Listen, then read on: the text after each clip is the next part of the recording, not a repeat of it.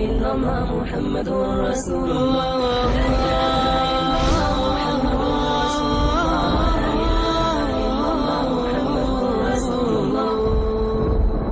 تو میرے بھائی استغفار بہت عظیم عبادت. اور یہ نہ سمجھو کہ استغفار صرف گناہوں کی بخشش کا ذریعہ ہے، گناہوں کی معافی کا ذریعہ ہے. استغفار زندگی کے جتنے پرابلمز ہیں اس کا حل ہے میرے بھائی. آپ اپنی پرسنل لائف میں مشکلات سے دوچار ہیں، استغفار کثرت سے کرو. میاں بیوی میں جھگڑوں کا ماحول ہے، دونوں میاں بیوی کثرت سے استغفار کریں. آپ اپنے بزنس میں مشکلات سے دوچار ہیں، کثرت سے استغفار کریں. زندگی کا کوئی بھی مسئلہ کیوں نہ ہو، استغفار اس کا حل ہے. یاد رکھو، شرط ہے کہ ایمان اور یقین کے ساتھ استغفار کریں.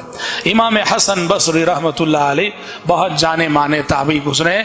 امام حسن بصری رحمت اللہ علیہ کی خدمت میں ایک کسان آیا، آگے کا امام محترم بارشیں نہیں ہو رہی ہیں، فصلیں سوکھ گئی ہیں، ساری محنت بیکار جا رہی میری، کوئی علاج بتائیے. حسن بصری نے کہا استغفر اللہ، جاؤ استغفار کرو. چند دنوں بعد ایک اور شخص آیا، تاجر تھا، کہا کہ امام محترم خوب محنت کرتا ہوں، کوشش کرتا ہوں، پر بزنس ہے کہ سیٹ نہیں ہو رہا ہے، نقصان ہی نقصان، فائدہ نہیں مل رہا ہے، کوئی حل بتائیے. حسن بصری نے کہا استغفر اللہ، جاؤ کثرت سے استغفار کرو. چند دنوں بعد ایک اور شخص آیا، آ کے کہا کہ امام محترم شادی ہو کے اتنی مدت ہو گئی، اتنے سال ہو گئے، آج تک اولاد نہیں ہوئی ہے، کوئی حل بتائیے، کوئی علاج بتائیے. کہا استغفر اللہ، جاؤ کثرت سے استغفار کرو. تلامذہ امام حسن بصری رحمت اللہ علیہ کے پوچھ بیٹھے شیخ محترم سے اپنے، کہا کہ تین الگ الگ افراد تین الگ الگ اوقات میں اپنی زندگی کی تین الگ الگ الجھنیں لے کر آپ کے پاس آئے، اور سب کا آپ نے ایک ہی علاج بتایا، استغفار استغفار استغفار. امام حسن بصری نے کہا میں نے قرآن سے ہٹ کر کون سی بات کہی ہے؟ میں نے جو جواب دیا تو قرآن کا جواب ہے.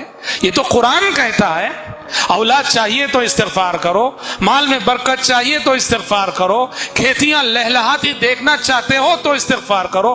امام حسن بصری نے اپنے شاگرد سے پوچھنے والے سے کہا تم نے سورہ نوح نہیں پڑھی کیا؟ اللہ نے سورہ نوح میں فرمایا فَقُلْتُ اسْتَغْفِرُوا رَبَّكُمْ إِنَّهُ كَانَ غَفَّارًا يُرْسِلِ السَّمَاءَ عَلَيْكُمْ مِدْرَارًا وَيُمْدِدْكُمْ بِأَمْوَالٍ وَبَنِينَ وَيَجْعَلْ لَكُمْ جَنَّاتٍ وَيَجْعَلْ لَكُمْ أَنْهَارًا. نوح علیہ السلام نے اپنی قوم کو نصیحت کرتے ہوئے کہا استغفار کرو استغفار کرو. استغفار کرو گے تو کیا ہوگا؟ آسمان سے خوب موسلا دھار بارشیں ہوں گی.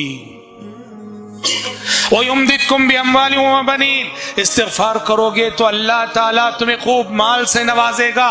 استغفار کرو گے تو اللہ تعالیٰ تمہیں اولاد سے نوازے گا. ایسا ہی واقعہ شیخ بن باز کے ساتھ. شیخ بن باز رحمت اللہ علیہ کے پاس ایک شخص آیا، آگے کہا کہ شیخ محترم شادی ہو کے 7 سال ہوئے ہیں، بچے نہیں ہوئے ہیں، علاج بتائیے. شیخ بن باز رحمت اللہ علیہ نے کہا استغفر اللہ، کہا کہ جاؤ کثرت سے استغفار کرو. شیخ کی لائف میں یہ واقعہ آتا ہے، کہا استغفر اللہ. 1 سال بعد آیا، آ کے خوشخبری سنائی کہ شیخ محترم آپ کے کہنے پہ میں نے پابندی سے میں نے اور میری بیوی نے استغفار کو لازم پکڑا، الحمدللہ اللہ نے نعمت اولاد سے نوازا ہے. یقین چاہیے، دیکھو ایمان چاہیے. یہ سب اذکار، اس کا رزلٹ تب ملے گا آپ کو جب ایمان و یقین کے ساتھ پڑھیں گے. یقین چاہیے. تو استغفار میرے بھائی میری اور آپ کی زندگی کی جو مادی پریشانیاں الجھنیں اس کا حل ہے.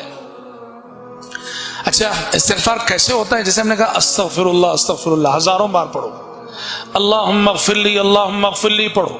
ہماری خواتین گھر کام و کاج کر رہی ہیں، پکا رہی ہیں، پکاتی رہو، زبان پہ استغفار جاری رہے. گھر میں جھاڑو دے رہی، جھاڑ رہی ہو، زبان سے استغفار جاری رہے. ہم دکان میں بیٹھے بزنس کر رہے ہیں، بزنس کرتے رہو، زبان سے استغفار جاری رہے. سفر میں ہم کہیں سفر پہ جا رہے ہیں، گاڑی میں بیٹھے استغفار جاری رہے. اور بعض صیغے ہیں استغفار کے، اگر ان الفاظ اور ان صیغوں سے استغفار ہو تو اس کی اور فضیلت ہے. اور اس کا کیا ہے؟ پیارے نبی دیکھو ایک دعا پڑھتے تھے، اللہم لک اسلمت وبک آمنت وعليك توكلت وإليك خاصمت وبك حاكمت فاغفر لي ما قدمت وما أخرت وما أسررت وما أعلنت وما أنت أعلم به مني أنت المقدم وأنت المؤخر لا إله إلا أنت. بڑی پیاری دعا ہے. اللہم لک اسلمت، اے اللہ تیری اطاعت میں نے قبول کی ہے. وبک آمنت، تجھی پہ ایمان رکھتا ہوں. وعلیک توکلت، تجھی پہ بھروسہ کرتا ہوں ہر بات میں. وبک خاصمت، اور اے اللہ اپنے ہر مسئلے کو لے کے میں تیری ہی بنیاد پہ جھگڑتا ہوں. وإلیک حاکمت، میرا ہر معاملہ تیرے ہی دربار میں لے کے آتا ہوں. فاغفر لی ما قدمت وما اخرت، یہ دیکھو اے اللہ میرے ان گناہوں کو معاف کر دے جو بہت پہلے کر چکا ہوں، اور ان گناہوں کو بھی معاف کر دے جو بعد میں کیا ہوں. کہا وما اسررت وما اعلنت، اے اللہ کچھ گناہ میں نے علانیہ پبلک کے سامنے کیے ہیں ان کو بھی معاف کر دے، اور کچھ گناہ ایسے ہیں جو میں نے چھپ کر کیے ہیں ان کو بھی معاف کر دے. کہا وما انت اعلم به منی، اور پروردگارہ کچھ گناہ ایسے بھی ہیں کرنے والا میں ہوں، کر کے اب میں بھول چکا ہوں، پر تجھے یاد ہیں وہ گناہ میرے ان گناہوں کو بھی معاف کر دے. کیا پیارے الفاظ ہیں. اور سب سے افضل صیغہ استغفار کا وہ ہے جسے احادیث میں سید الاستغفار کہا گیا ہے.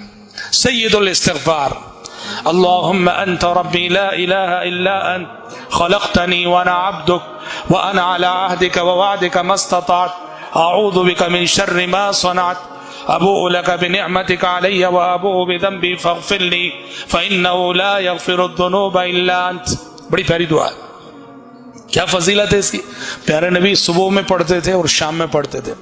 صبح شام کے اذکار میں استغفار کا یہ صیغہ تھا، اور اسی کو سید الاستغفار کہا جاتا ہے. اور اس کی فضیلت پیارے نبی نے یہ بتائی کہ جو صبح میں یہ پڑھ لے شام تک مر جائے تو جنتی ہے، اور جو شام میں پڑھ لے صبح تک مر جائے تو جنتی ہے. ہاں یاد کرنا چاہیے میرے بھائی. یہ سب دعائیں شیطان ایسا ذہن میں بانٹ ڈال لمبی لمبی دعائیں کہاں سے یاد ہوں گی. نہیں، شروع میں دیکھ کر پڑھو، آپ لکھ کے رکھ لو اپنے جیب میں، دیکھ کے پڑھو. آپ صرف 15-20 دن دیکھ کے پڑھو، دیکھو خود بخود یاد ہو جاتی، خود بخود یاد ہو جاتی. الرسول الكريم أتاني الصديق أتاني عمر أتاني الرجال الأمات الضلال وأحيوا بهدي الكتاب البشر. أقول وقد شهدت مقلتاي جليل المعاني وأسمى العبر. أولئك من سطروا للعلا أجل الصفات وأعلى السير. رسول